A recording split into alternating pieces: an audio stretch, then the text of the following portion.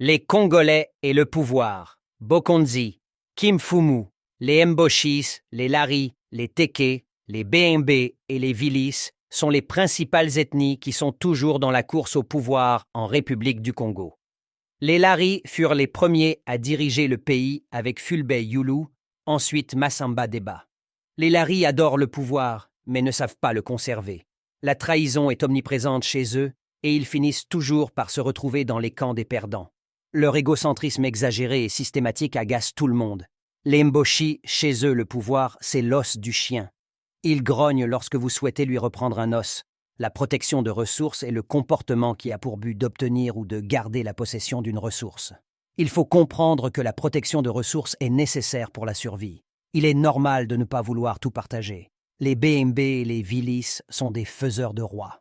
Si tu veux parvenir au pouvoir, prends appui sur ces deux ethnies. Ils ne savent pas comment parvenir eux-mêmes au pouvoir, par contre, savent bien comment faire parvenir les autres au trône. Un manque de confiance en soi et d'estime de soi. Ils ont toujours peur d'être abandonnés car ils se sous-estiment. Les Tékés ont toujours une ambition démesurée, mais ne savent pas comment parvenir au pouvoir. Sous l'emprise d'un complexe prédominant, les Tékés sont dans une crise permanente de repères et jouent toujours à l'opportuniste pour se positionner surtout lorsque le désordre surgit.